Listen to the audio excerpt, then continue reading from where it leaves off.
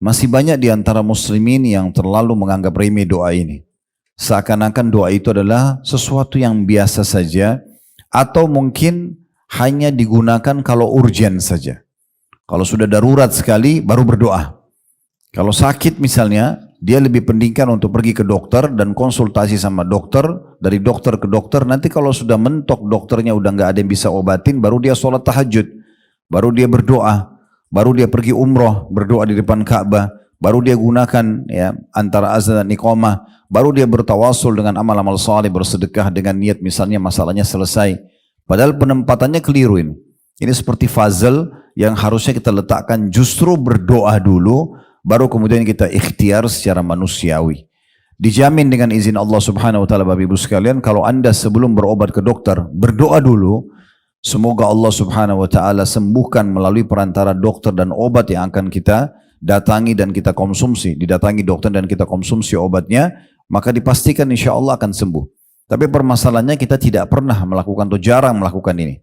Makanya dalam Islam kita dianjurkan berdoa sebelum aktivitas. Sebelum makan, sebelum minum, sebelum tidur, sebelum masuk kamar mandi, sebelum terjadi interaksi biologis yang halal antara suami istri, sebelum safar, semuanya dibaca sebelum aktivitas.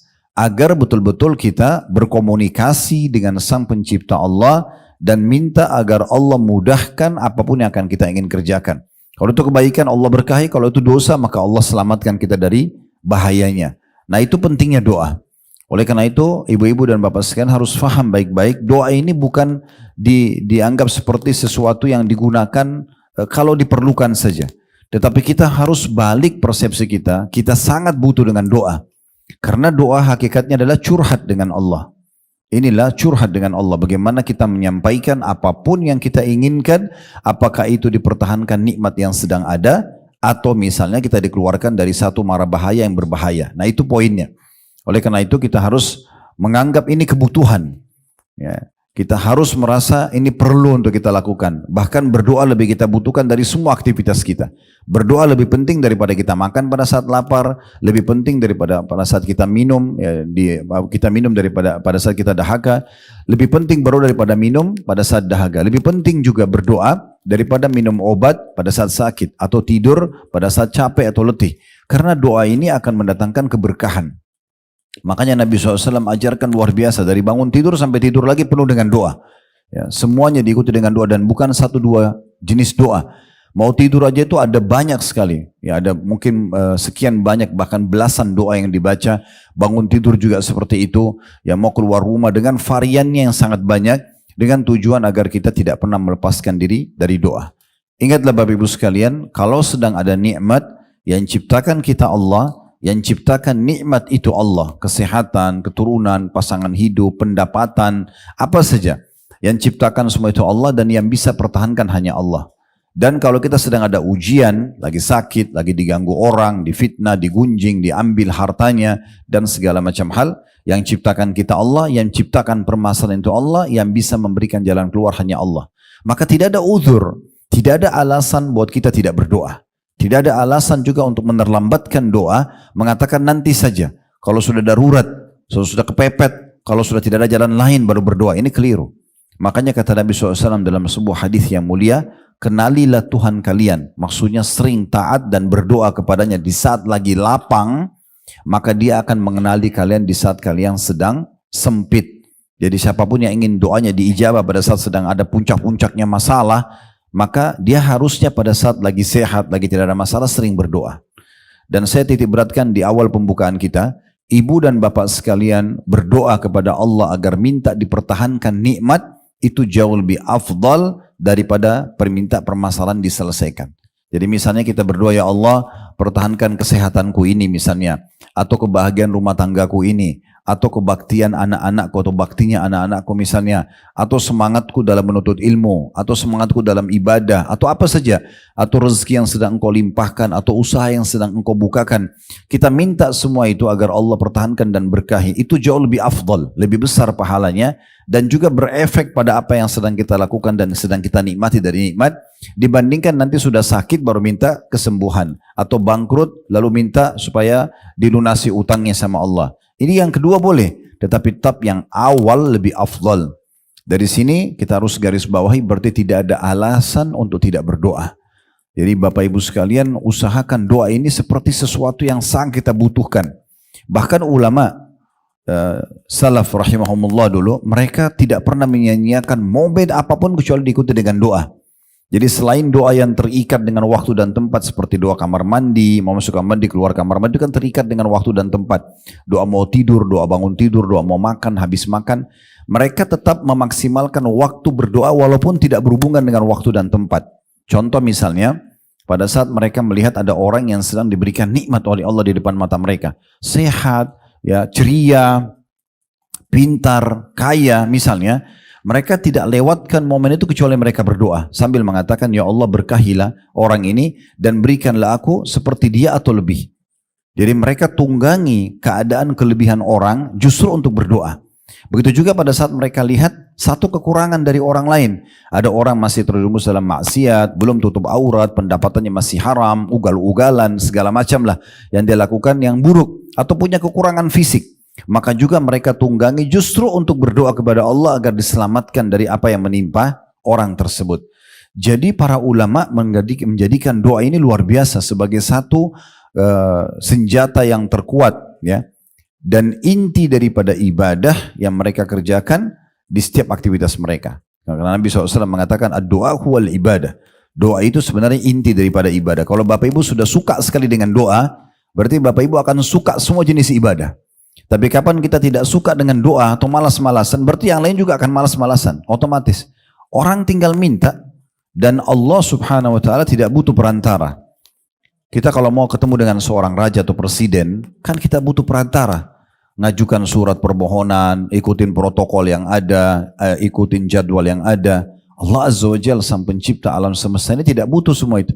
Tinggal hadap kiblat, baca alhamdulillah wassalatu wassalamu ala rasulillah, panjatkan hajat kita. Dan Allah itu maha mendengar doa-doa hambanya. Dalam banyak hadis diantaranya kata Nabi SAW dalam hadis yang sahih, tidak ada seorang muslim yang berdoa di muka bumi. Tidak ada seorang muslim yang berdoa di muka bumi ini kecuali Allah ijabah. Pasti diijabah. Hanya saja melalui salah satu dari 3 tahapan. Bisa Allah berikan langsung. Ibu dan bapak berdoa, ya Allah sembuhin saya.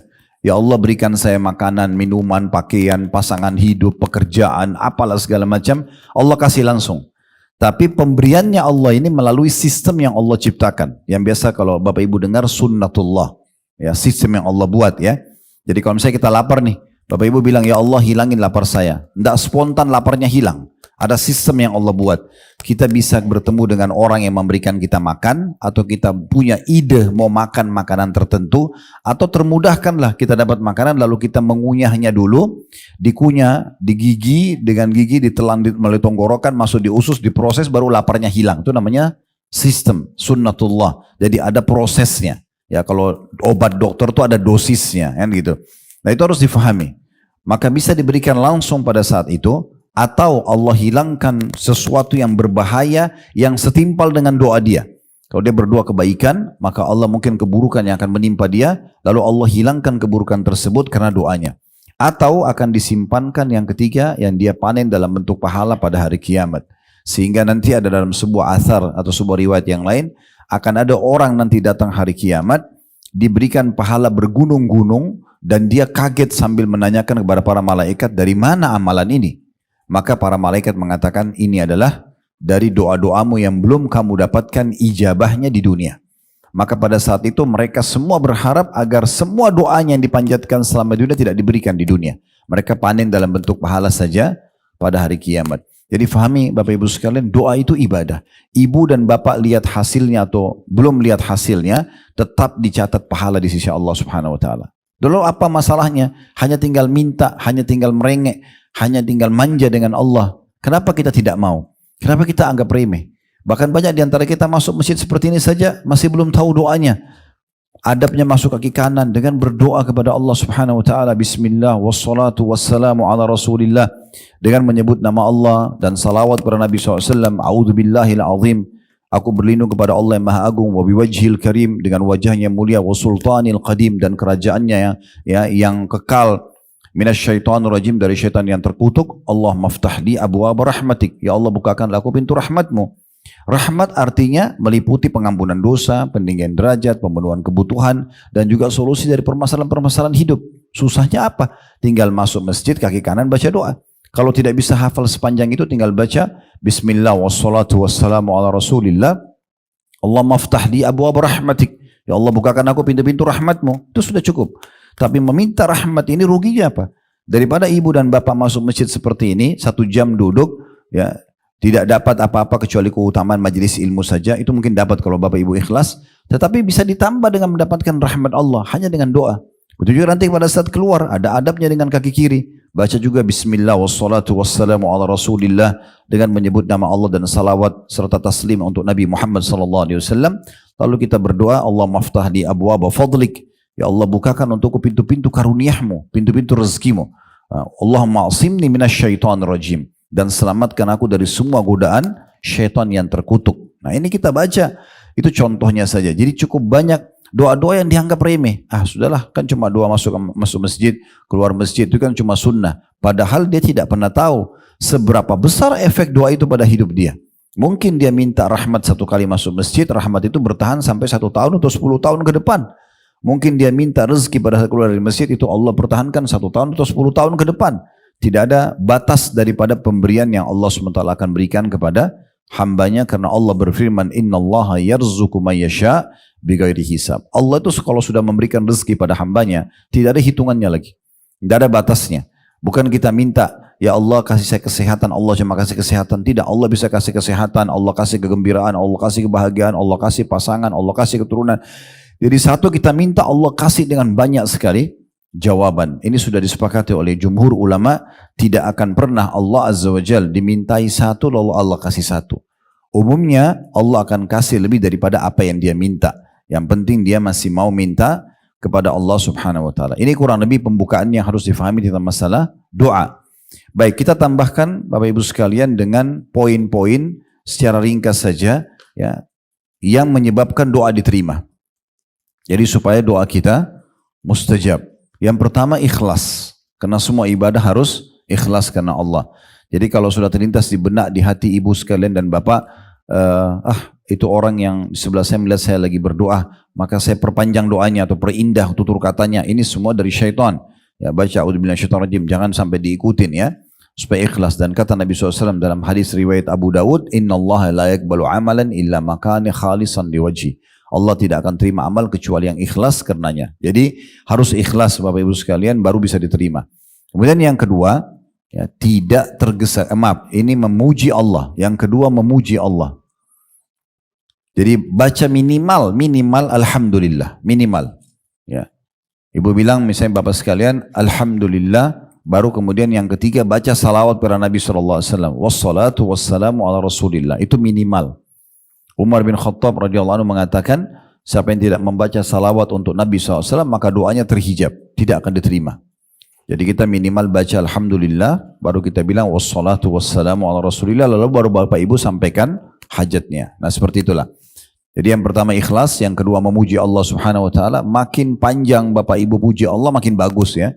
Puji terus Allah. Misalnya, ya Allah, zat yang telah mengizinkan untuk mengangkat tangan untuk berdoa ini, yang memudahkan lisanku mengucapkan tutur kata ini. Ya Allah yang telah memberikan aku umur sampai umur sekian misalnya, yang memberikan aku ini. Kita ingat semua nikmat Allah yang besar, pasangan hidup kah, anak-anak kah, pekerjaan kah, apalah nikmat-nikmat yang sudah kita diberikan. Sampai ulama dulu merincikan hal-hal yang kecil, sampai memuji Allah dengan sesuap makan yang masuk ke mulutnya, seteguk air yang menghilangkan dahaganya, ya ketentraman jiwa yang dirasakan walaupun hanya beberapa saat di dalam hatinya. Semua itu dijadikan bahan pujian untuk Allah Subhanahu wa taala. Tapi kalau Bapak Ibu tidak terfikir itu, misalnya belum terlintas di benaknya, maka cukup memuji Allah dengan alhamdulillah. Kemudian selanjutnya yang ketiga membaca salawat kepada Nabi sallallahu alaihi wasallam. Dan pernah ada sahabat masuk masjid, dia langsung bilang Allahumma gfirli, ya Allah maafkanlah aku. Kata Nabi SAW, ista'jala hadha, orang ini buru-buru sekali. Harusnya dia memuji Allah dulu, baca salawat kepada Nabi SAW, baru kemudian menyampaikan hajatnya. Yang keempat, syaratnya agar diterima doa adalah tidak tergesa-gesa. Jadi yang pertama ikhlas, yang kedua puji Allah, yang ketiga baca salawat kepada Nabi SAW, yang keempat tidak boleh tergesa-gesa. Baik dalam mengucapkan doa itu, ataupun dalam menunggu jawabannya. Jadi kalau Bapak Ibu masuk ke, bertemu dengan satu tokoh masyarakat lah, dan Bapak Ibu kebetulan punya hajat ingin disampaikan pada orang tersebut. Coba renungi baik-baik, kira-kira seperti apa kita menyusun tutur kata kita. Kita pasti akan menyusun tutur kata yang rapi, yang bagus. Misalnya Bapak Ibu ingin pengen utang deh sama orang misalnya ya. Kan tidak mungkin kita mengatakan, kamu kan orang kaya, kasih dong saya uangnya. Kan nggak mungkin. Orang akan usir kita, siapa orang ini? Mau minta uang kok gitu-gitu caranya gitu kan. Ada orang kadang-kadang menghardik gitu ya, menyalahkan Allah. Ya Allah sembuhkan saya, ya Allah kasih saya begini dan begitu. Tidak ada sopan santunnya. Maka harus orang tidak tergesa-gesa dalam tutur kata dan menyusun tutur kata yang santun dan sopan gitu kan. Sampaikan dengan baik-baik. Nabi Ayyub alaihissalam itu diuji oleh Allah SWT dengan penyakit 20 tahun. Setelah 20 tahun pun dalam Al-Quran digambarkan bagaimana adabnya dia berdoa sama Allah. Dia mengatakan, Rabbi anni massani yadhur wa anta arhamur rahimin. Wahai Tuhanku, wahai penciptaku, engkau telah mengujiku dengan penyakit ini. 20 tahun sudah diuji sama Allah SWT, yang luar biasa. Belum sembuh-sembuh juga. Tapi setelah 20 tahun dia mengatakan, ya Allah, sesungguhnya engkau telah menguji aku dengan penyakit ini, dan kamu adalah zat yang maha pengasih. Dia tidak bilang, ya Allah sudah 20 tahun nih saya sakit, tolong sembuhin saya sekarang. Gitu kan? Atau mana keadilanmu, atau apalah bahasa-bahasa yang menghardik dan menyalahkan Allah Subhanahu Wa Taala. Tapi dia mengatakan, aku telah engkau uji ya Allah dengan penyakit 20 tahun ini, gitu kan? Tapi engkau zat yang maha pengasih. Apa maknanya? Kalau engkau ingin sembuhkan, sembuhkan ya Allah. Kalau belum aku akan bersabar. Itu adab yang luar biasa gitu ya. Dan Allah SWT zat yang maha pengasih. Pasti dia sangat tahu bagaimana memberikan jawaban untuk hamba-hambanya yang ikhlas. Nah di sini kita tidak tergesa-gesa dalam mengucapkan doa ya. Ucapan doanya dan harus dijaga adabnya. Jadi ada orang kena rutinitas ya. Ya, kalau dia sebutkan doa itu mungkin kalau kita dengar pun kita nggak ngerti apa yang diucapkan. Kayak orang yang kumur-kumur apa? Ya. Apa yang diucapkan itu? Hanya kena rutinitas saja. Sama dengan zikir habis sholat. Alhamdulillah. Ada orang kadang-kadang di sebelah saya ikhwah duduk gitu tangannya cepat sekali. Mulutnya pun cepat. Ini apa yang dibaca gitu? Apa yang dibaca? Kalau dia ketemu sama satu orang, tokoh masyarakat, lalu dia ngomong dengan cepat seperti itu, mungkin diusir, gitu kan? Bagaimana dengan Allah SWT? Harus jaga adabnya. Di poin keempat ini tidak tergesa-gesa, masuk dalamnya tidak boleh tergesa-gesa dalam ucapan, dan menyusun tutur kata yang baik tentunya, dan juga tidak tergesa-gesa dalam menunggu jawaban. Ya, rasionalnya gini, kalau Bapak Ibu lagi kerja di satu kantor, kemudian Bapak Ibu sedang ngajukan permohonan untuk dinaikkan jabatannya atau ditambah payrollnya atau gajinya. Kita misalnya ajukan ke dirut perusahaan atau owner perusahaan, kita ajukan permohonan untuk gaji kita naik atau jabatan kita naik. Setelah kita masukkan, apakah kita akan gedor-gedor pintunya dirut itu? Mana kemarin yang saya masukkan proposal itu? Kenapa belum keluar? Begitukah caranya? Saya yakin kalau dia betul-betul mau naik jabatan itu, justru dia lakukan dua hal. Yang pertama, dia tunjukkan prestasi yang lebih baik. Ya, dari sebelumnya, dia makin on time datang, dia makin tunjukkan prestasi kerjanya. Dan yang kedua, dia tidak mendesak perusahaan untuk segera, ayo keluarkan itu. Yang penting dia sudah ajukan proposalnya. Maka akan ada penilaian. Nah, tanpa disamakan Allah dengan makhluknya, harusnya seperti itu. Ini sesuai dengan sabda Nabi SAW, yustajabu li ahdikum malam ya'jal, akan diterima doa seseorang dari kalian selama dia tidak tergesa-gesa. Lalu sahabat bertanya, wa kaifal istijal, dalam riwayat lain, wa kaifa ya'jal ya Rasulullah. Bagaimana cirinya orang yang tergesa-gesa itu? Kata Nabi SAW, yaqulu da'utu wa lam yustajabu li fatarakat du'a. Dia mengatakan saya sudah berdoa, kemudian belum lihat jawabannya, maka dia pun berhenti berdoa. Mungkin tinggal satu kali lagi Bapak Ibu berdoa. Mungkin tinggal 2 kali lagi. Maka akan diijabah. Kenapa berhenti? Sifat orang mukmin tidak akan pernah berhenti manja dan memohon pada Tuhannya sampai Allah lihatkan atau berikan kepada dia. Selama Bapak Ibu tidak minta sesuatu yang bentrok dengan sunnatullah, sistem yang sudah Allah buat, maka Allah akan kasih. Ya, seperti misalnya ini contoh bentrok sama sunnatullah. Ibu dan bapak tidak suka dengan malam, sukanya terang siang. Ya Allah hilangkan malam. Itu kan tidak mungkin. Karena sistem Allah buat malam harus ada. Ibu gak suka laki-laki, kecewa. Wow, ya Allah hilangkan semua laki-laki. Mana bisa? Gak mungkin, gitu kan? Itu mustahil gitu. Jadi kalau tidak bentrok sama sunnatullah akan diijabah oleh Allah subhanahu wa ta'ala. Makanya Nabi SAW mencontohkan kepada kita dan para sahabat contohkan mereka kalau berdoa, mereka tidak berhenti sampai melihat hasilnya, gitu kan? Sabar aja nikmati. Dan ada sebuah riwayat pernah saya temukan Bapak Ibu sekalian, riwayat ini selalu jadi prinsip hidup saya dalam berdoa. Lalu untuk apa buru-buru? Sementara Nabi SAW mengatakan, kalau Allah, makna hadisnya, mendengar doa yang indah dari seorang hamba. Allah mendengar doa yang indah dari seorang hamba, maka Allah menerlambatkan jawabannya. Allah nggak kasih langsung. Dia puji-puji Allah, dia terus merengek, dia terus menangis, dia terus curhat sama Tuhannya. Maka Allah kalau itu Allah menerlambatkan jawabannya. Untuk apa? Kata Nabi SAW, agar hamba tersebut tetap dalam doanya. Tetap akan dikasih, tapi Allah tunda 3 hari, 1 minggu, 1 bulan baru dikasih. Itu nanti kalau dia lihat pahalanya hari kiamat, dia berharap seumur hidupnya dia berdoa. Karena besarnya pahala yang akan dia dapatkan. Itu bentuk kasih sayang Allah. Allah itu sami', maha mendengar. Allah itu basir, maha melihat. Allah itu alim, maha mengetahui. Kita harus yakin dengan nama-nama dan sifat-sifat Allah subhanahu wa ta'ala. Ini poin yang keempat. Ya, poin yang kelima, menjauhi semua permintaan, pendapatan, ya, makanan yang haram. Ini syarat mutlak. Sesuai dengan hadis Bukhari, ya, menghindari makanan, minuman, pendapatan yang haram ini. Maksiat kepada Allah SWT. Sesuai dengan hadis Bukhari, kata Nabi SAW, ada orang yang rambutnya acak-acakan, bajunya kotor gitu ya. Tidak pakai alas kaki, susah sekali hidupnya. Lalu dia mengatakan, wahai Tuhanku berikanlah. Bagaimana Allah kasih dia sementara makanan, minuman, dan pakaiannya haram. Dalam riwayat lain, dia diberikan dari makanan haram. Maka itu tidak bisa, tidak akan dikasih. Oleh karena itu harus hati-hati.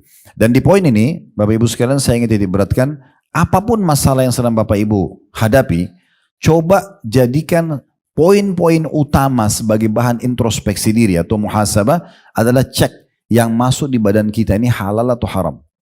Karena terlalu banyak orang hidupnya tidak bahagia karena sumbernya haram. Termasuk walaupun orang lain kasih kita. Ya, karena dalam hadis Bukhari disebutkan, bagaimana Allah terima sementara makanan, minuman, pakaiannya haram dalam riwayat lain dan dia diberikan makan dari yang haram. Kalau Bapak Ibu dikasih makanan oleh orang, kita tidak tahu orang ini sumbernya halal atau tidak sih, nggak apa-apa kita makan. Tetapi kalau seandainya kita tahu orang ini jelas, maaf dia pelacur, dia pemakan riba, dia koruptor, nggak apa-apa deh, yang penting kan dia kasih saya handphone, dikasih apalah, walaupun dari haram, ini nggak bisa. Ini termasuk menjadi penyebab doa kita tidak diijabah. Tidak cukup sampai di situ. Kata Nabi SAW dalam hadis Bukhari, lahmun nabata min suhtin an-naru awla bihi. Darah dan daging yang tumbuh dari harta haram, maka neraka lebih pantas baginya. Ini harus hati-hati sekali. Ya. Jadi hati-hati ya. Kalau ada sumber-sumber yang kita masukkan dalam tubuh kita, pastikan itu halal dan haram. Sampai banyak. Di antaranya Syu'bi dan banyak ulama-ulama tabi'in yang lain mengatakan, saya tidak pernah dan tidak akan pernah mengangkat sepotong makanan ke mulut saya dan meneguk seteguk air, kecuali saya sudah tahu sumbernya dari mana. Halal atau tidak. Baru kemudian karena ini berhubungan dengan masalah ya, diterima atau tidak diterimanya doa. Dan Imam Ahmad pernah ditanya rahimahullah tentang masalah hadis. Hadis yang masyhur ya, yang dalam tubuh manusia ada segumpal darah, kalau darah itu baik maka semua tubuh baik, kalau dia buruk maka akan buruk semua tubuhnya, itu adalah hati manusia. Maka ditanya Imam Ahmad, kira-kira apa yang bisa melunakkan hati sehingga akhirnya semua anggota tubuh kita juga ikut baik? Kata beliau, dengan makanan halal. Jadi kalau makanan haram ini bisa berpengaruh juga pada ya tubuh kita. Ini penting juga untuk digarisbawahi ya. Baik, ini poin yang ke-5 tadi ya. Ya, jadi menjauhi semuanya makanan, minuman, pendapatan, bahkan yang diberikan oleh orang lain pun yang haram ya. Jangan karena kita dikasih mumpung gratis sudah nggak apa-apa deh, yang penting haram, yang penting gratis nggak apa-apa, haram ini nggak bisa, akan berpengaruh sekali. Selanjutnya yang ke-6 adalah memaksimalkan waktu-waktu mustajab. Berikut juga tempat ya, waktu dan tempat mustajab. Ini penting sekali. Memaksimalkan waktu dan tempat mustajab. Waktu mustajab banyak, antara azan dan iqamah, pada saat hujan lagi turun, ya, musafir, sepertiga malam, itu kan hadis-hadisnya sahih semua ya. Terus kemudian doa orang tua buat anak, doa anak untuk orang tua, doa muslim untuk muslim yang lain ala zahril ghaib, tidak ketemu langsung. Jadi kayak misalnya ibu dan bapak doain saudaranya atau temannya, tapi dia tidak tahu kalau kita doakan, itu mustajab doanya. Itu diantaranya mustajab doa. Jadi nggak apa-apa kita kalau ketemu teman-teman, jangan lupa doain saya ya. Itu biasa, itu bagus ya. Mungkin tiba-tiba dia ingat pada saat dia lagi berdoa, kita tidak tahu kalau dia doakan, itu mustajab. Ya. Jadi kita maksimalin waktu-waktu mustajab doa. Sudah kita rincikan tadi, ini dalilnya cukup banyak, saya tidak bisa sebutkan semua, tapi dalilnya maksud saya. Tapi poin-poinnya sudah jelas. Sepertiga malam, Allah turun di langit bumi, kemudian Allah menanyakan apakah ada hambaku yang minta tolong, maka aku tolong, ada yang punya hajat aku penuhi. Saat hujan turun, Nabi SAW kalau hujan turun mengatakan rahmat Allah sedang turun, ya, maka beliau pun berdoa. Dan beliau mengatakan dalam riwayat lain, maka sangat jarang doa ditolak pada saat itu. Kemudian musafir, juga kata Nabi SAW, orang yang puasa dan orang yang musafir sangat jarang ditolak doanya. Ini juga orang puasa masuk di dalamnya. Kemudian juga pada saat hujan sedang turun tadi, kemudian orang tua buat anak, ya. Kata Nabi SAW, termasuk doa yang tidak ditolak adalah doanya orang tua buat anak. Ini pernah kita singgung ya, hati-hati Bapak Ibu, terutama ibu-ibu kadang-kadang kena banyak interaksi sama anak-anak, terutama masih kecil, karena mereka ada saja kesalahan yang dilakukan, kadang-kadang memicu emosi ya. Jangan pernah ucapin kata-kata buruk, karena bisa jadi doa buruk. Seperti misalnya, kamu kok nakal sekali misalnya. Daripada kita bilang begitu, lebih baik kita ucapkan, semoga Allah berikan kamu hidayah nak, semoga Allah tumbuh besarkan kamu di atas ketaatan. Jadi doakan kebaikan aja ya. Sama juga kalau bertengkar suami istri, nggak usah bilang saya nyesal nikah sama kamu. Nanti kalau jadi doa, penyesalan terus, gitu kan? Semoga Allah berikan kamu hidayah, semoga Allah perbaikin keadaan. Ya udah, kita saling mendoakan karena semua manusia tidak ada yang sempurna, ada saja kekurangannya kan gitu. Jadi doa-doa positif ini penting sekali untuk kita sampaikan. Itu waktunya. Kalau tempatnya itu yang mustajab, diantaranya riwayat Ibnu Abbas adalah multazam. Multazam itu Bapak Ibu sekalian antara Hajar Aswad dengan pintu Ka'bah. Makanya kalau kami bimbing biasanya di travel yang Allah amanahkan Uhud Tour ini, setiap manasik biasanya ataupun pas lagi tawaf 7 kali putaran, itu selalu saya ingatkan setelah takbir bismillah Allah Akbar menghadap Hajar Aswad, saya mengatakan Bapak Ibu ini multazam, fokus pada doa. Ini doa tempat mustajab. Jadi 2 meter itu kurang lebih tempatnya luar biasa, tempat yang mustajab ya. Ini diantara yang harus diperhatikan tempat-tempat seperti ini ya. Kemudian selanjutnya kita masuk ke poin yang ke-7 ya. Lalu tadi poin yang ke-6 memaksimalkan tempat dan juga ini ya. Kemudian yang ke-7 adalah mengulang-ulangi doa itu sendiri, mengulang-ulanginya. Jadi pengulangan doa ini itu lebih memudahkan diijabahnya doa. Pengulangan doa lebih dimudahkan untuk pengulangan diberikan ijabah. Dan itu cukup banyak riwayat yang menjelaskan Nabi SAW seringkali mengulangi sampai 2-3 kali doa itu ya, sehingga pengulangan ini bisa ya memberikan kita ijabah. Allahu a'lam. Baik, itu gambaran umumnya tentang masalah doa, karena kalau kita mau bahas ini panjang sekali ya. Sementara kita belum masuk ke tema kita ini ya. Ini sudah setengah jam lebih ya. Karena kalau bahas doa ini panjang sekali. Saya sarankan Bapak Ibu kalau bisa dengarkan di YouTube, di playlist YouTube kami di Khalid Basalam Official itu ada judul Tablik Akbar Dahsyatnya Doa. 2 jam lebih saya bahas masalah doa itu. Panjang lebar dengan contoh-contohnya, doa-doa para nabi dan segala macam itu ya. Tapi yang kita ingin beratkan sekarang, kita kerucutkan ke bahasan kita. Karena kita sedang bahas tentang kunci sukses dari alam kubur. Di antaranya berdoa minta dilindungi dari siksa kubur itu. Nah inilah yang kita mau bahas, dikerucutin ya. Saya akan bacakan dulu yang diangkat oleh penulis di sini, ada 2 buah dalil di halaman 24 dan halaman 25 ya. Riwayat yang pertama, hadis yang sahih diriwayatkan oleh Bukhari, Muslim atau muttafaqun alaih ya. Dan ini disahihkan oleh Syekh Al-Albani juga dalam kitab Al-Mishkah di halaman 24-nya di poin ke-7. Hadis Ummul Mukminin wanita yang mulia Aisyah radhiyallahu anha, beliau berkata, "Anna Rasulullah sallallahu alaihi wasallam kana yad'u fi shalah, Allahumma inni a'udzu bika min adzabil qabr wa a'udzu bika min fitnatil masiihid dajjal wa a'udzu bika min fitnatil mahya wa fitnatil mamat wa Allahumma inni a'udzu bika minal ma'thami wal maghram." فقال له قائل ما أكثر ما تستعيذ من المغرم فقال إن الرجل إذا غرم حدث فكذب ووعد فأخلف. Terjemahannya, bahwasanya Aisyah berkata, bahwasanya Nabi Rasulullah SAW biasa berdoa dalam sholatnya. Yang artinya, ya Allah aku berlindung kepadamu dari azab kubur.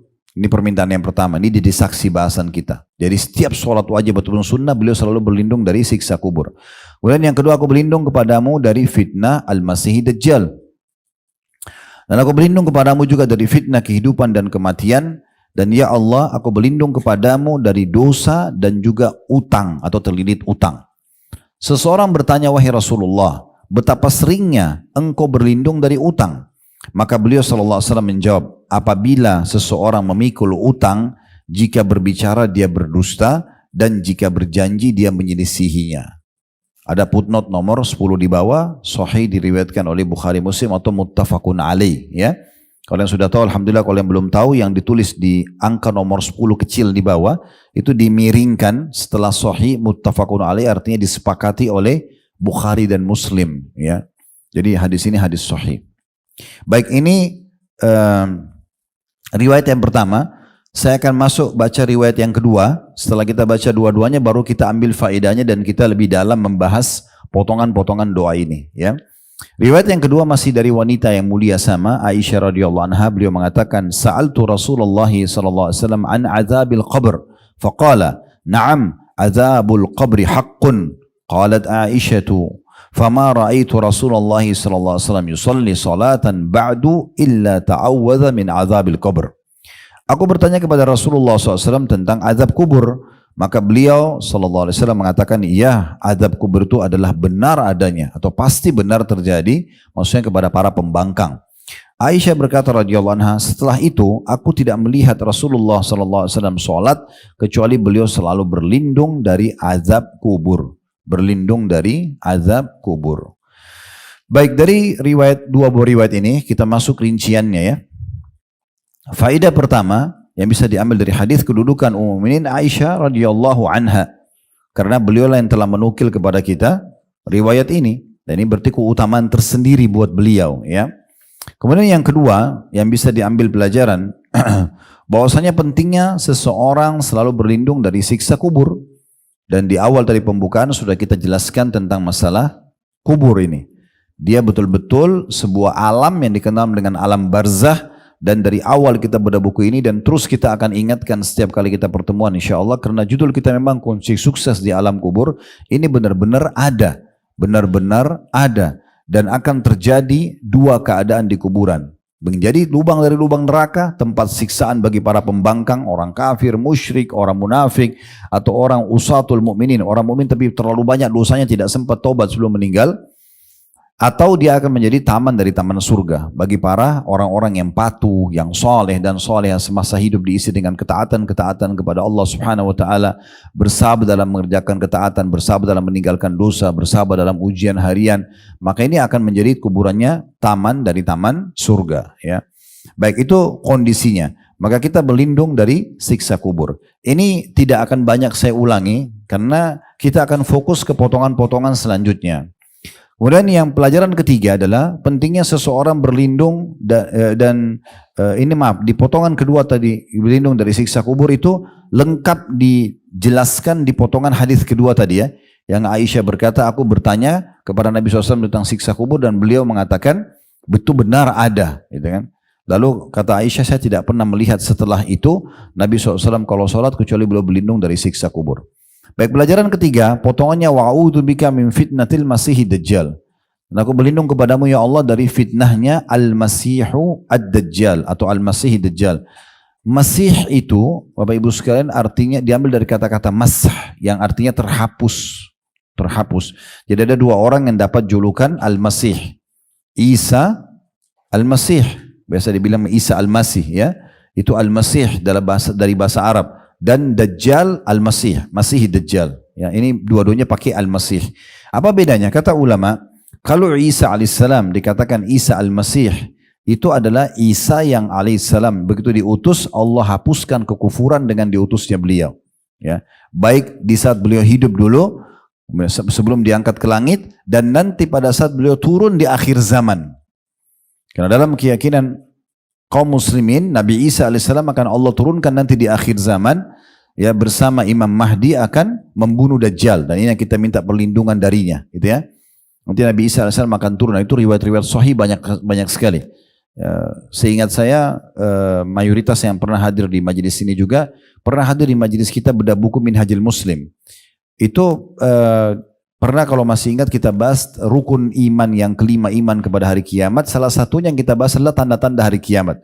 Keluarnya Dajjal itu ya, dan turunnya Nabi Isa alaihissalam. Itu akan turun nanti di akhir zaman. Sebagian kaum Nasrani juga yakin dengan itu. Tapi kita umat Islam tidak butuh pendapat mereka. Kita yakini Nabi Isa alaihissalam akan turun, dan kata Nabi SAW, bagaimana umat ini sesat di awalnya sementara aku ada, maksudnya di masa hidup beliau, dan di akhirnya sementara Isa ada. Isa alaihissalam nanti akan turun, tetapi dia bukan lagi menerapkan isi Injil. Nabi Isa alaihissalam akan menerapkan isi Al-Quran. Makanya kata Nabi SAW, ya, kalau seandainya di saat aku masih hidup atau Isa dan Musa ada, di masa aku sekarang menjadi nabi, maka mereka tidak punya pilihan kecuali jadi pengikutku. Jadi Nabi Isa alaihissalam nanti akan menerapkan isi-isi Al-Quran dan juga hadis-hadis Nabi alaihi salatu wassalam, itu nanti di akhir zaman. Baik, itu Isa al-Masih. Kalau ad-Dajjal, jadi dengan datangnya Nabi Isa dihapusnya kekufuran. Kalau Masih Dajjal, yang terhapus Dajjal ini dari kata-kata Dajalah, yang berarti kekacauan. Ini namanya orang itu ya. Dia seperti kita manusia, tapi Allah uji dia. Allah jadikan dia fitnah bagi manusia. Karena memang kejahatan dia. Maka Allah subhanahu wa ta'ala jadikan dia fitnah bagi manusia. Nabi SAW menjelaskan apa yang dimaksud dengan Al-Masih. Kenapa dia disebutkan dengan yang terhapus. Beliau mengatakan nanti Dajjal akan keluar di tengah-tengah kalian, dan dia akan mengaku sebagai Tuhan. Ketahuilah bahwasanya Tuhan kalian Allah tidak buta, sementara Dajjal itu buta mata kanannya, atau masah, ya, terhapus mata kanannya. Jadi mata kanannya rusak, gitu ya. Sebagian riwayat menyebutkan matanya yang sebelah kanan rusak sampai seperti anggur yang kering, ya. Tapi dia mengaku Tuhan. Nah, kenapa banyak orang yang beriman kepada dia nanti? Ada banyak manusia yang ikut jadi pengikutnya, karena kata Nabi SAW, kalau dia mampir di sebuah atau di satu lokasi, maka kalau orang lokasi itu beriman kepada dia, menyatakan dia sebagai Tuhan, maka negerinya jadi makmur. Ya, hujan turun, hasil panen mereka melimpah. Ya, kalau mengaku dia sebagai Tuhan, gitu ya. Kemudian hasil peternakan mereka melimpah ruah, harta mereka melimpah ruah, badan mereka sehat, pokoknya begitulah. Tapi kalau ada satu lokasi Dajjal datang ngaku Tuhan lalu tidak mau diimani, kalau bukan dia membunuh orang-orang ini, maka dia akan pergi meninggalkan, dan dalam kondisi negeri itu jadi peceklik, panas, ya, dan segala macam. Makanya kita berlindung dari fitnahnya dia. Bapak Ibu nggak boleh kalau Dajjal keluar lalu berkata begini, saya kan punya iman, saya udah belajar di pengajian, Dajjal itu kan tinggal baca berlindung dari dia sebelum salam misalnya. Itu nggak boleh. Kalau Bapak Ibu hidup di masa itu, ya, di masa di mana dia keluar, kata Nabi SAW, kalau kalian dengarkan Dajjal keluar, maka jangan kalian mengatakan imanku kuat lalu kemudian dia menghadapinya. Tapi selamatkan diri kalian walaupun ke gunung, karena jangan sampai justru dia jadi pengikutnya, gitu kan? Kecuali kata Nabi SAW, kalian bertemu berpapasan, maka kokohkanlah. Maksudnya tetap dengan keimanan kita. Dan ketahuilah, di tangan kanan Dajjal ada api, di tangan kirinya ada air. Kalau kalian disuruh pilih oleh Dajjal, maka pilihlah yang di tangan kanannya yang api, karena itu adalah air yang dingin. Nabi SAW sampaikan itu, dibocorkan. Dan beliau sudah mengatakan dalam banyak hadis yang sahih, tidak ada seorang nabi pun kecuali menyampaikan kepada umatnya tentang bahayanya Dajjal. Satu orang tapi luar biasa buat kerusakannya, gitu ya. Dan dalam riwayat lain juga, ini cukup panjang ceritanya, tapi saya coba ringkaskan ya. Kata Nabi SAW, Dajjal akan berkeliling di tengah-tengah kalian selama 40 hari. Satu hari pertamanya sama dengan 1 tahun, hari keduanya seperti sebulan, hari ketiganya seperti sepekan, dan sisa harinya seperti hari-hari kalian. Jadi kalau kita hitung 40 hari Bu ya, Bapak sekalian, 1 hari 1 tahun ya. Berarti dari 40 hari sudah kurang 1 ya. Sisa berapa? 39 ya. Kemudian hari kedua seperti sebulan. Berarti sudah setahun, sebulan ya. Sudah tinggal 38 hari kan itu. Kemudian 1 hari lagi seperti sepekan. Ini berarti sisa 37 hari kan gitu ya. Berarti 1 tahun, 1 bulan, 1 pekan. Dari 40 hari kalau dikurangi 3 hari ini sisa berapa? 37 hari ya. 37 hari itu berarti 1 bulan 1 pekan. Kalau kita mau gabungin berarti 1 tahun, 2 bulan, 2 pekan. Itu dia akan membuat kerusakan di muka bumi. Ya, dia akan keliling. Kata Nabi SAW, tidak ada satu tempat pun di muka bumi ini kecuali akan dilewati oleh Dajjal. Pasti dia akan datang. Ya, dia akan masuk. Kecuali Madinah dan Mekah, dia tidak bisa memasukinya. Kata Nabi SAW, nanti Dajjal akan tiba di Madinah dan dia akan menemukan di setiap pintu gerbangnya, itu ada 2 malaikat yang menghunuskan pedang dan menghalaunya. Kemudian dia mengajak para pengikutnya naik ke atas sebuah gunung, kemudian dia melihat ke arah Masjid Nabi SAW dan dia mengatakan, apakah kalian lihat istana putih itu? Dan subhanallah di hari-hari kita sekarang, Masjid Nabawi seperti istana putih dari jauh ya, karena pakai marmer putih. Ya, kita memang sudah di akhir zaman ini. Ya. Maka kata Dajjal, apakah kalian lihat istana putih itu? Pengikutnya mengatakan iya. Kata Dajjal, itulah istana Muhammad yang aku tidak diizinkan untuk menyentuhnya. Kemudian dia pun turun dari gunung itu. Kemudian dia bertemu dengan satu orang anak muda keluar dari kota Madinah. Kata Nabi SAW, anak muda itu adalah orang yang paling baik imannya di masa itu. Ya. Kemudian Dajjal menangkapnya sambil mengatakan, aku adalah Tuhanmu. Lalu kemudian anak muda itu mengatakan, kau adalah Dajjal yang telah digambarkan oleh Nabi SAW. Anak muda ini tahu, ya, karena salah satu cirinya adalah dia mengaku sebagai Tuhan dan mata kanannya rusak. Dan dalam riwayat lain dikatakan di dahinya itu ada tulisan kafara, kufur, yang bisa dibaca oleh setiap orang yang beriman. Dia bisa baca bahasa Arab atau tidak, dia bisa melihat tulisan itu, gitu kan? Maka anak muda mengatakan, kau adalah Dajjal yang telah diceritakan oleh Nabi SAW. Maka Dajjal mengambil satu gergaji, kata Nabi SAW, lalu membelah 2 anak muda itu. Dari tengah-tengah kepalanya sampai ke kemaluannya, maaf, dibelah 2. Lalu Dajjal lewat di tengah-tengahnya, supaya pengikutnya pada bersorak-sorak. Maka mereka semua sorak-sorak melihat kekuatan Dajjal luar biasa gitu, menurut mereka. Lalu kemudian Dajjal bilang, hiduplah. Lalu bersatu lagi badannya anak muda itu. Bersatu lagi badannya anak muda itu. Nah begitu bersatu lagi badannya, Dajjal mengatakan, apakah kau sudah yakin aku Tuhanmu? Maka kata Nabi SAW, anak muda itu mengatakan, aku tambah yakin kau adalah Dajjal. Ya, karena hadis tentang anak muda ini didengar oleh umumnya di pengajian. Orang tahu. Seperti Bapak Ibu dengar siang ini, maka sudah itu orang di Amerika pun, di Eropa pun, di mana seluruh penguasa pun, di Afrika, di Timur Tengah, setiap dai akan sampaikan kalau Dajjal akan sama riwayatnya. Jadi orang tidak asing kalau dengar tanda-tanda hari kiamat. Kalau nanti akan ada anak muda ini. Maka setelah itu kata Nabi SAW, dia berusaha membunuh anak muda tapi tidak berhasil. Lalu kemudian dia menuju ke Babulut di Palestina. Ya, sampai sekarang ada satu kota namanya Babulut. Ya, dia datang ke sana. Kemudian dia pun akhirnya berlindung di sana dan Allah SWT turunkan Isa alaihissalam di Masjid Menara Putih di Damaskus. Kemudian berjalan bersama dengan Imam Mahdi yang keluar dari kota Madinah, kemudian menuju ke Babulut dan membunuh Dajjal. Nah seperti itulah. Tapi yang jelas Dajjal ini perlu kita berlindung dari bahayanya walaupun kita tidak hidup sezaman. Ya, karena ini memang diperintahkan oleh Nabi alaihi salatu wassalam. Ini potongan ketiga atau faedah ketiga dari hadis. Potongan keempat, faedah keempat, wa'udzubika min fitnatil mahya. Dan aku berlindung kepadamu dari fitnah kehidupan. Makna fitnah di sini adalah semua yang manusia tidak suka, Bu, Bapak sekalian. Apa yang Bapak Ibu tidak suka bisa dimaknakan fitnah. Jadi bukan berarti nanti kita dituduh apa yang kita tidak lakukan baru dinamakan fitnah, tidak. Apapun yang Bapak Ibu tidak suka, maka diistilahkan dengan fitnah. Ya, kita berlindung kepada Allah di sini agar diselamatkan dari semua yang kita tidak suka selama kita hidup. Nah, ini doa juga sangat mulia ya, supaya jangan sampai menimpa kita sesuatu yang kita tidak sukai. Kemudian potongan yang kelima, wa fitnatil mamat, dan fitnah kematian. Maksudnya adalah apa yang kita tidak suka dari kematian, kayak mati su'ul khatimah, ya, masuk dalamnya itu. Kemudian godaan, diantaranya godaan syaitan ya. Orang kalau mau meninggal dunia itu syaitan datang untuk menggoda dia agar dia tidak mengucapkan la ilaha illallah ya sebelum dia meninggal dunia. Maka kita berlindung kepada Allah SWT dari fitnah kematian tersebut. Terus berlanjut fitnah itu ya supaya kita meninggal dalam keadaan beriman. Kemudian nanti supaya kita pada saat meninggal juga ruhnya diterima oleh Allah Subhanahu Wa Taala, diangkat ke langit, dibungkus dengan kain kafan dari surga dan seterusnya. Ini semua masuk dalam fitnah kematian. Pelajaran yang keenamnya, Allahumma inni a'udzubika minal ma'thami, ya, dan aku berlindung kepadamu ya Allah dari semua jenis dosa. Nah, Dosa ini juga kita berlindung teman-teman sekalian. Dosa artinya atau bahasa lain agama kita maksiat. Artinya pelanggaran. Nah, pelanggaran. Semua pelanggaran akan ada konsekuensi hukuman. Itu perlu difahami. Kecil ataupun besar, ya.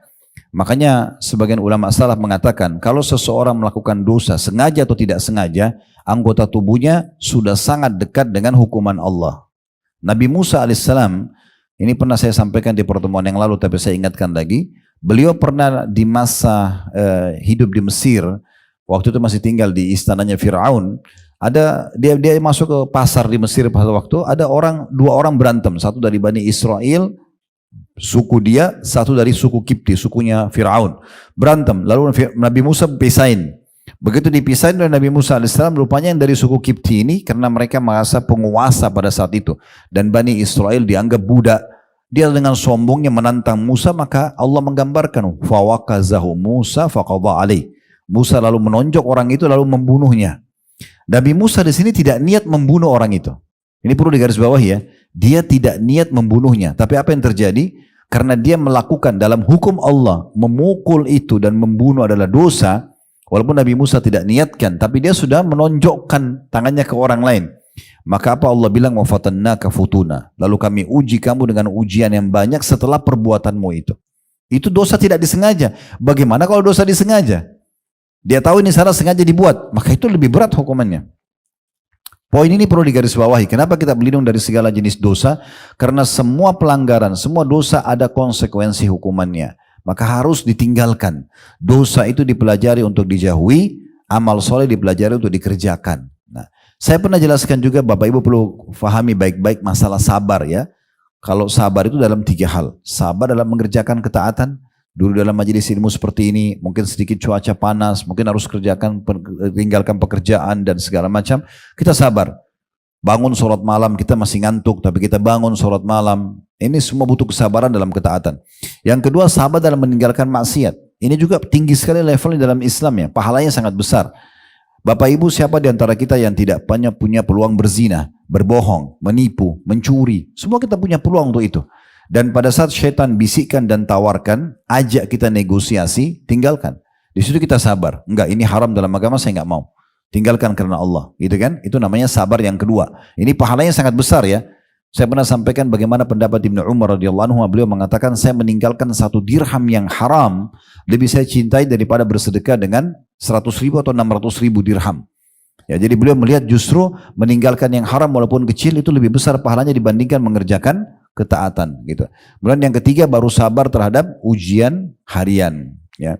Nah, orang-orang yang terus lalai dengan dosa-dosanya, saya ingin mengajak Bapak Ibu coba tadabbur ayat-ayat ini ya. Coba dibuka surah Al-A'raf. Surah nomor 7 ayat 96. Dimulai dari ayat 96. Mulai dari ayat 96 ya. Supaya kita jangan terus-menerus lalai dalam dosa. Manusia bisa buat dosa, Nabi Adam alaihissalam buat dosa, tapi harus sadar itu kesalahan dan berbahaya. Konsekuensi hukumannya bisa datang.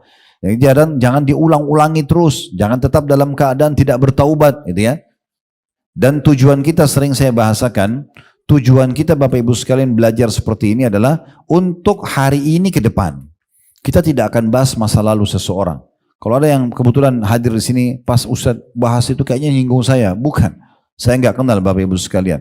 Tetapi yang kita singgung, kita sedang ingatkan adalah hukum Allah Subhanahu Wa Taala. Supaya mulai sekarang ke depannya kita terus menerapkan dalam hidup kita. Sekali lagi surah Al-A'raf kita buka, tadabburi beberapa ayat, surah nomor 7 ayatnya mulai 96. Saya akan bacakan.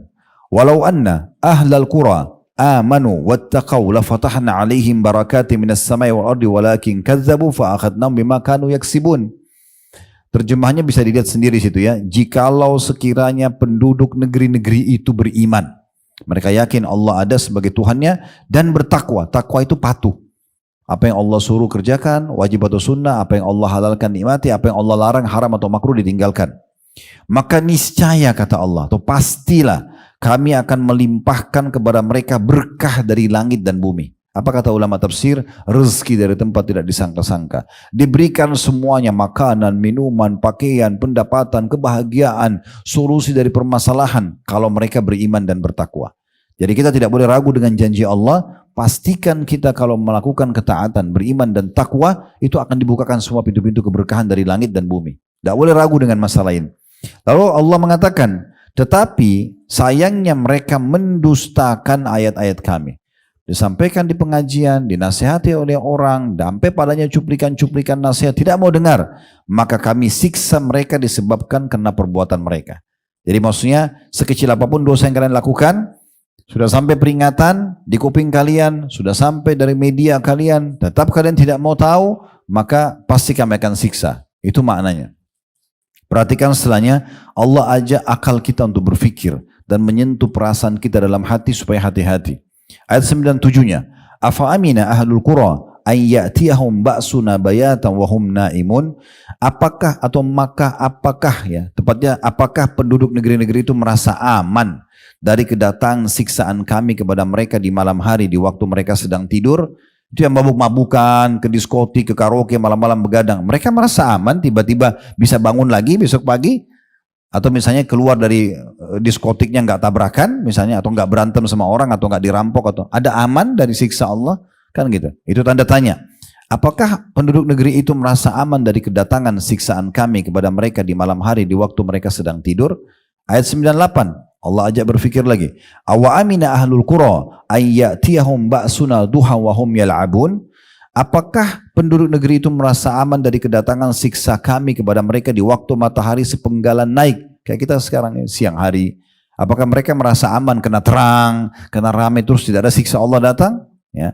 Maka Allah mengatakan ketika mereka sedang bermain-main, makan, kumpul sama teman-teman, terus mereka pikir tidak akan datang siksa Allah. Ya. Lalu kemudian ayat 99-nya, afa aminu makrallah, fala ya'manu makrallahi illal qaumul khasirun. Maka apakah mereka merasa aman dari azab Allah yang tidak terduga-duga? Tiba-tiba. Tiada yang merasa aman dari azab Allah kecuali orang-orang yang merugi. Kecuali orang-orang yang merugi. Jadi jangan pernah merasa aman dari dosa. Makanya Nabi SAW berlindung di dalam potongan bahasan kita ini dari segala macam dosa, gitu ya. Baik, kita tutup teman-teman sekalian dengan poin ini. Ya. Jadi saya bilang saya coba ringkas-ringkas, walaupun alhamdulillah cukup padat bahasannya. Tapi kalau satu ini kita ingin bahas, misalnya dosa saja, itu bisa 2 jam, 3 jam. Saya pernah membahas buku Ad-Da' wad-Dawa. Waktu itu di daerah Tebet sebelum pandemi, itu bukunya Ibnu Qayyim rahimahullah. Kita bahas sudah sekian tahun belum selesai. Khusus bahas tentang dosa dan efeknya. Dan perkataan-perkataan ulama. Itu karena panjangnya bahasannya ya. Tapi yang penting Bapak Ibu sudah fahami kata kuncinya adalah semua pelanggaran akan dekat sekali dengan konsekuensi hukuman, maka jangan dilakukan, udah selesai. Walaupun godaannya besar, kita coba berusaha menahan diri kita. Yang terakhir di sini, ya, yang kita bisa ambil faedah dari hadis adalah ini yang ketujuh ya, betul. Ya. Kan yang pertama tadi tentang masalah kedudukan Aisyah radhiyallahu anha, faedah pertama. Yang kedua, berlindung dari siksa kubur. Yang ketiga, berlindung dari fitnah Masih Dajjal. Yang keempat, berlindung dari fitnah kehidupan. Yang kelima, berlindung dari fitnah kematian. Yang keenam, dari dosa, gitu kan? Ya, sekarang yang ketujuh, ya, yaitu berlindung daripada terlilit utang. Ya, ini yang terakhir yang Nabi SAW berlindung di sini. Dan ini ada tambahannya sedikit di akhir hadis. Ada seorang waktu dengar Nabi SAW berlindung dari utang, Karena Nabi itu gak suka utang. Tapi terus saja beliau berlindung. Ada orang yang tanya, ya Rasulullah, kenapa anda banyak sekali berlindung dari utang? Maka beliau sampaikan. Karena beliau mengatakan, itu penutupan hadis, apabila seseorang memikul utang, dan dia tidak bisa bayar atau dia belum bisa bayar, maka lisannya akan berdusta. Kadang-kadang dia punya uang, saya nggak punya uang, saya belum punya uang, gitu ya. Dan juga jika berjanji dia akan menyelisihi. Mau jatuh tempo, mau bayar, sudahlah nanti aja. Orangnya juga baik aja kok, nggak nagih-nagih misalnya, kan gitu. Padahal sebenarnya ibu dan bapak harus fahami ya. Imam Az-Zahabi rahimahullah menulis dalam buku Al-Kabair beliau dosa-dosa besar ya. Di antaranya adalah menunda pembayaran utang bagi yang mampu. Haram hukumnya, bukan cuma dosa kecil, dosa besar. Ibu bapak sekalian jatuh tempo tanggal 30 Agustus bayar utang, wajib dibayar pada saat itu. Didahulukan dari semuanya, bahkan dahulukan dari makan kalau perlu, ya. Karena ini dosa besar, berbahaya. Kata Nabi SAW, matlul ghani zulm, menunda pembayaran utang bagi orang yang mampu kezaliman, dosa besar. Nggak boleh. Baik, kita coba masuk lebih dalam membahas sedikit masalah ini, Bapak Ibu sekalian, tentang masalah utang ya. Kalau orang utang, teman-teman sekalian, ya, itu berbahaya sekali buat dia. Karena kalau ada orang meninggal dalam kondisi masih punya utang, ya, maka itu diharamkan dari surga sampai utangnya terbayar. Sesuai dengan hadis Nabi SAW diriwayatkan oleh Ibnu Majah dari Thauban radhiyallahu anhu, kata Nabi SAW, man faraqar ruhul jasada, barang siapa yang ruhnya terpisah dari jasadnya, wa huwa bari'un min thalathin, dan dia selamat dari 3, dakhalal jannah, dijamin masuk surga. Orang yang meninggal selamat dari 3 ini dijamin masuk surga oleh Nabi SAW. Yang pertama adalah minal kibari, dari kesombongan. Kalau dia aman dari sombong, selama hidup tidak pernah sombong. Orang mau hina dia, orang mau ambil haknya, dia biasa saja. Yang penting jangan dia yang sombong pada orang, jangan dia yang mengambil haknya orang lain. Itu jaminan pertama masuk surga, tidak sombong. Dan kata Nabi SAW, siapapun yang dalam hatinya ada seperti biji sawi dari kesombongan tidak akan mencium bau surga. Jadi nggak boleh. Kalau Allah berikan Bapak Ibu sekalian kelebihan fisik, paras wajah, pakaian, apa segala macam, merendah saja. Nikmatin tanpa harus merendahkan orang lain. Karena sombongan artinya merendahkan orang lain. Kemudian yang kedua adalah wal gulul. Ya. Al gulul ini maksudnya adalah khianat. Mengkhianati orang lain. Mengkhianati amanah, jabatan, mengkhianati harta yang dititipkan. Nah itu, kalau ada yang meninggal ini berarti tidak dijamin surga. Tapi kalau dia aman, tidak ada yang dia khianati sama dia hidup, dia jujur saja, maka dia akan masuk surga. Yang ketiga ini saksi bahasan kita, utang, wadain. Siapa yang meninggal, dia tidak punya utang, maka dijamin baginya surga. Karena utang ini jadi penghalang Bapak Ibu sekalian. Di dalam sebuah riwayat yang lain, diriwayatkan oleh Ibnu Majah juga, ya.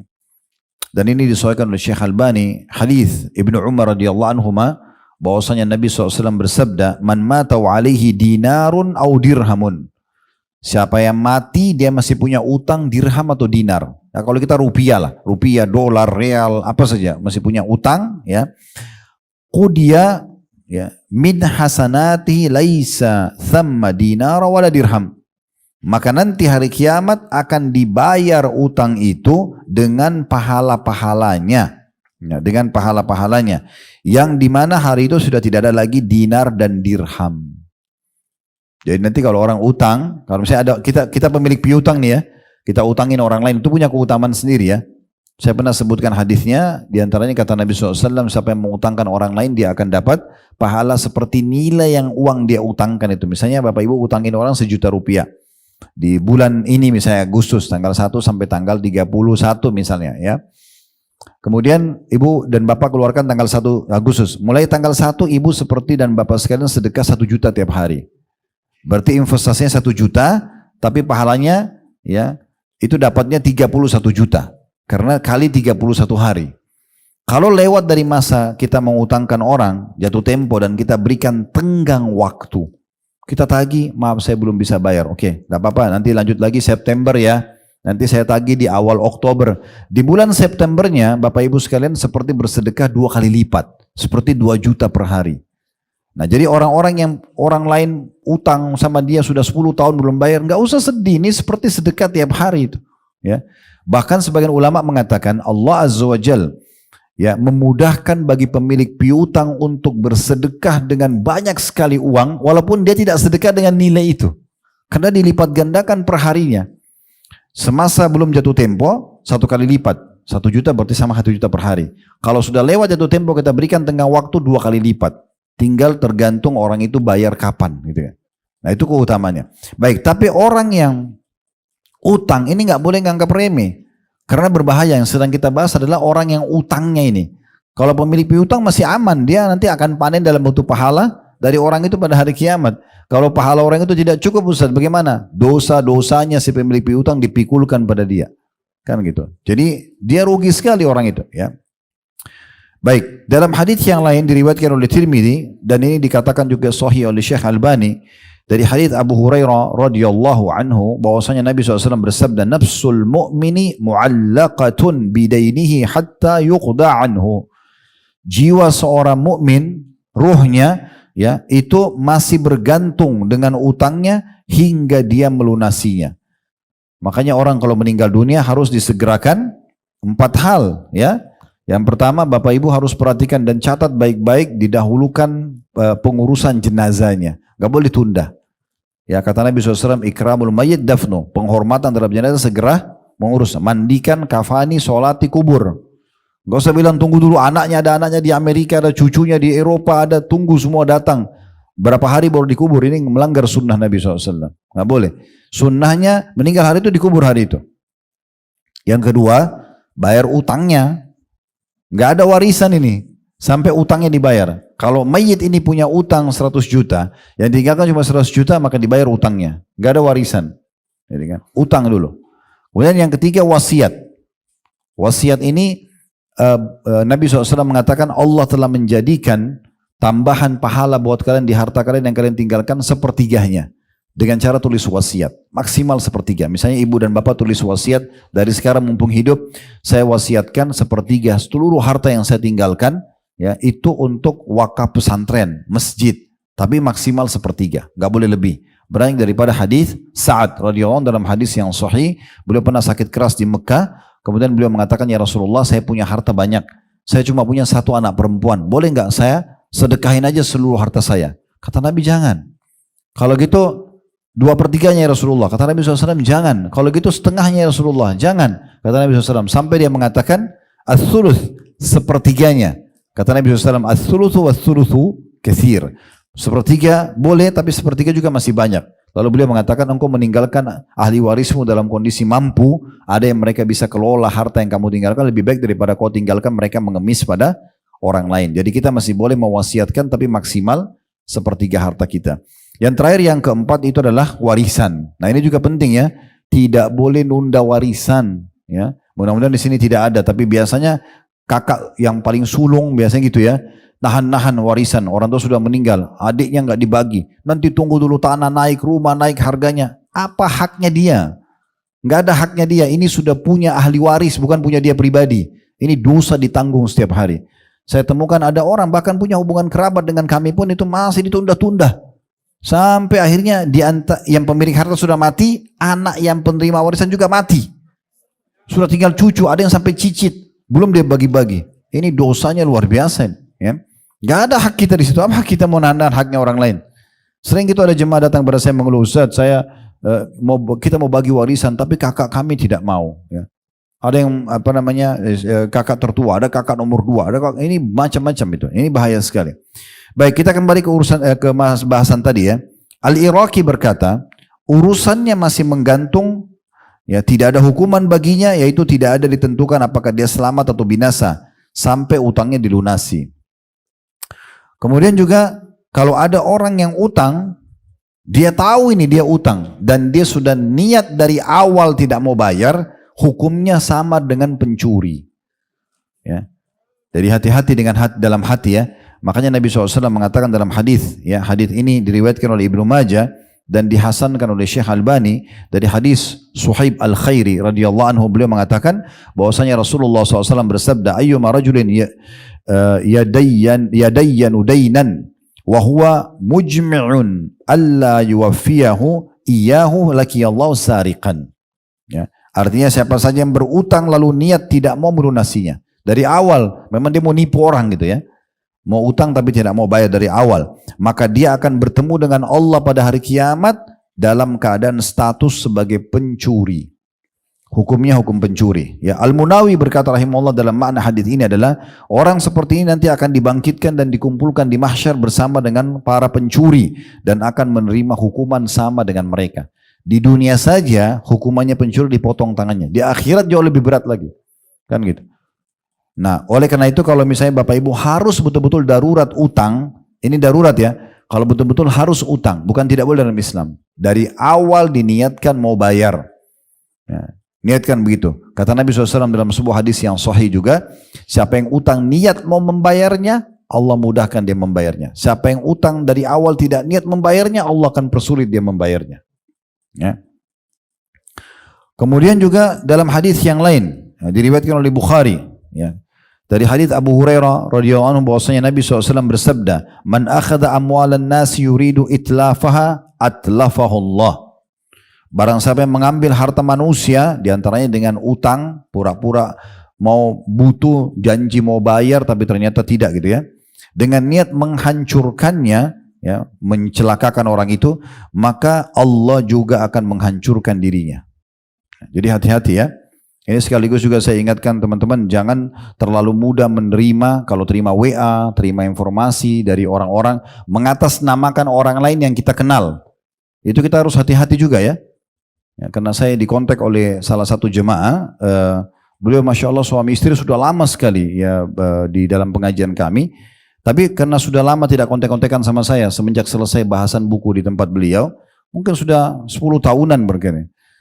Tiba-tiba ada yang kontak beliau mengatasnamakan saya, lalu kejar-kejar minta pinjam uang gitu. Ini baru berita, mungkin baru sekitar 2 minggu 3 minggu yang lalu gitu. Dia beritakan gitu. Terus dia cari nomor telepon saya melalui tim karena saya ganti nomor handphone. Lalu saya kontak ya. Kenapa? Ini ada yang ngaku Ustaz sebagai Ustaz gini-gini. Bukan sudah tahu sifat saya. Saya mana pernah mau minta uang dari jemaah. Kalau saya memberi insya Allah ya gitu. Itu nggak mungkin. Apalagi membawa nama utang. Iya dia pakai nama Ustaz gini-gini, sebut-sebut masjid yang pernah saya ngisi dan segala macam gitu. Akhirnya rupanya ibu ini dia karena tadinya dia tidak bersangka buruk, dia pikir betul saya dipinjamin, dikasih transfer. Mintanya banyak lagi. Minta 50 juta gitu kan. Ya kemudian ibu itu sempat transfer 25 juta, tapi agak unik waktu diminta nomor rekening namanya bukan nama saya gitu. Ya, akhirnya dikasihlah sama dia. Terus dia bilang, oh Ustaz saya sudah tahu memang kayaknya saya ditipu gini-gini. Ya lain kali baru hati-hati, jeli gitu kan. Jadi ambil pelajaran dari situ ya. Jangan kena membawa-bawa nama Ustaz atau nama orang, kemudian kita langsung main percaya. Utang itu kita punya hak ya. Utang itu beda dengan permintaan sedekah. Kalau sedekah orang minta tolong kasih saya makan, orang minta sedekah, itu kita jangan tolak. Tapi kalau orang minta utang, itu kita masih punya hak untuk memberi atau tidak. Gitu kan? Jadi itu tidak masalah. Kita tinggal mau cari keutamannya atau tidak. Tapi jangan sampai nanti tertipu dengan seperti tadi contoh kasusnya misalnya ya. Kemudian juga Nabi SAW itu tidak mau mensolati orang kalau masih punya utang. Ya. Dan ini berarti sebagian ulama mengeluarkan sebuah hukum, orang yang meninggal masih punya utang dan tidak ada yang bayarkan, maka para ulama tidak mensolatinya. Tapi yang awamnya muslimin boleh mensolatinya. Itu beranjak daripada sebuah hadis ya yang sahih. Hadis ini diriwayatkan oleh Imam Bukhari bahwasanya pernah ada jenazah dibawa kepada Nabi SAW. Tepatnya begini riwayatnya, Salam bin Aqwa radhiyallahu anhu berkata, kami duduk di sisi Nabi SAW lalu didatangkan satu jenazah. Lalu beliau bertanya, apakah dia jenazah ini yang mau disolati punya utang enggak? Maka para sahabat mengatakan tidak ada. Lalu kata Nabi SAW, apakah dia meninggalkan sesuatu? Ada warisannya? Kata para sahabat tidak ada. Lalu Nabi SAW pun mensolati jenazah tersebut. Kemudian didatangkan jenazah lainnya lagi. Lalu para sahabat berkata, wahai Rasulullah, solatkanlah dia. Lalu Nabi SAW bertanya, apakah dia punya utang? Ini jenazah yang kedua. Para sahabat mengatakan iya.